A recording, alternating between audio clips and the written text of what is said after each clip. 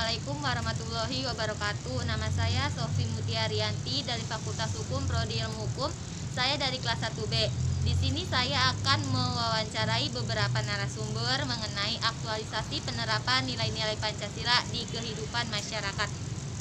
Di sini saya bersama narasumber saya. Silahkan Kak, perkenalkan diri Kakak. Oke, halo, perkenalkan nama saya Muhammad Tanto Mulyana, semester 7 dari Fakultas Hukum Universitas Singapura Berbangsa Karawang. Lanjut aja ya Kak, pertanyaan nomor 1. Apa yang Kak ketahui tentang Pancasila? Yang saya ketahui mengenai Pancasila dan juga berkehidupan sehari-hari dalam Pancasila.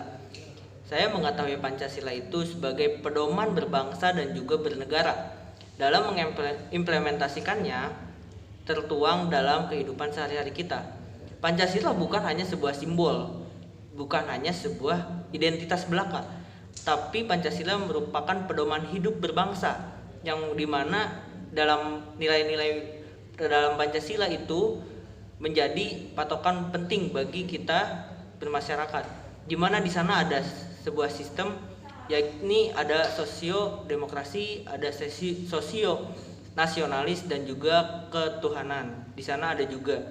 Nah, maka dari itu dalam Pancasila ini menjadi landasan paling penting, bukan saja kita secara historis, tapi harus kita jaga dan juga kita maknai bersama. Seperti itu mungkin. Pertanyaan nomor 2. Mengapa nilai-nilai Pancasila harus diterapkan? Mengapa Pancasila itu harus diterapkan? Karena gini, kita dalam bernegara, dalam bermasyarakat, di situ ada namanya di Pancasila yang namanya Eka Sila. Di sana didasarkan dan digali nilai-nilai dalam negara Indonesia, yakni semangat gotong royong. Itu yang kita harus jaga dan juga kita implementasikan terhadap kehidupan sehari-hari. Misalkan dalam nilai Pancasila ini yang diterapkan, contoh kecilnya mengenai kebersihan di lingkungan RT. Nah, di situ ada nilai-nilai yang dimana nilai-nilai kegotong royongan. Semangat gotong royong itulah yang dimana ini semangat gotong royong ini digali secara historis oleh Bapak Soekarno, Bapak Insinyur Soekarno, yang dimana kala itu kita satu rasa dimana kita dijajah oleh pihak asing, dan juga ini hal-hal yang harus diterapkan dalam kehidupan bermasyarakat seperti itu. Sekarang nomor 3. Bagaimana penerapan Pancasila di masyarakat pada saat ini? Penerapan Pancasila di masyarakat. Oke.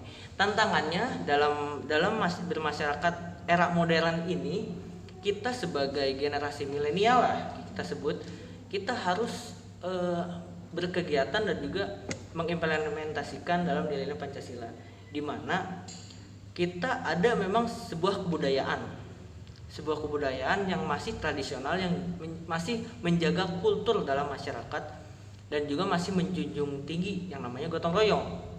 Namun dalam orang-orang yang sesuai regionalnya dia sudah lebih maju dan juga lebih modern, itu menjadi tantangan tersendiri, di mana penerapan Pancasila itu sudah dimulai dari dasar pendidikan dan juga sekarang sudah masuk kepada kurikulum kampus merdeka, di mana di sana masuk kepada perguruan tinggi sesuai dengan peraturan Kemendikbud.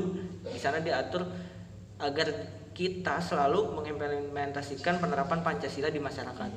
Atas dasar itulah kita sebagai warga negara Indonesia harus menerapkan Pancasila, di mana kita di sana nilai-nilai terkandung dalam sila-sila, ada 5 sila.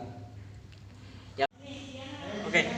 Jadi dapat disimpulkan kondisi masyarakat saat ini memang adanya tantangan dalam era globalisasi, di mana dalam era globalisasi ini masyarakat modern sudah meninggalkan ideologi bangsa.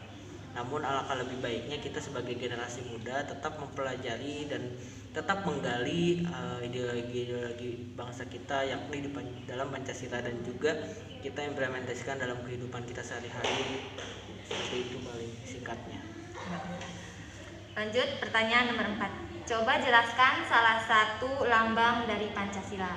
Jelaskan lambang dari Pancasila, pohon beringin, yang dimana di sana adalah implementasi dari sila keempat, kesepakatan perwakilan masyarakat apa ya? Aduh, bentar. Pertanyaan nomor 4. Coba jelaskan salah satu lambang dari Pancasila.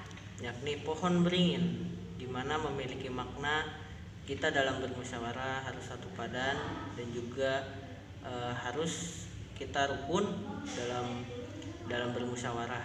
Itu intinya dari pohon beringin. Lanjut ke nomor yang terakhir. Pesan apa yang ingin kakak sampaikan mengenai Pancasila sebagai ideologi negara? Pancasila terhadap ideologi negara, yakni intinya kita sebagai generasi muda mengenai Pancasila ini harus kita kaji, harus kita implementasikan dan juga terus kita gali nilai-nilainya. Yang di sana ada Trisila dan Ekasila, yang dimana intinya adalah sebuah kegotong royongan di sifat satu rasa ketika dahulu kala secara historis, di mana kita dijajah bersama dan juga ingin merdeka. Dan kini tantangannya adalah kita melawan rakyat sendiri, di mana perbedaan paham, perbedaan pandangan mungkin masih wajar. Nah, di situ mungkin korelasinya bermusyawarah dengan baik dan dengan benar, dan juga kita jaga, kita rawat dalam bingkai Pancasila ini agar jangan sampai kita dalam memutuskan sebuah keputusan tidak mengimplementasikan dalam sila-sila Pancasila. Seperti itu. Terima kasih. Wassalamualaikum warahmatullahi wabarakatuh. Terima kasih Kak Tanto atas wawancaranya. Kesimpulan dari wawancara ini, yang mana Pancasila sebagai ideologi negara Indonesia sangat sudah sesuai dengan kepribadian masyarakat Indonesia, yang mana terdiri dari berbagai suku bangsa, bahasa, dan budaya. Terima kasih, apabila ada kesalahan mohon dimaafkan. Assalamualaikum warahmatullahi wabarakatuh.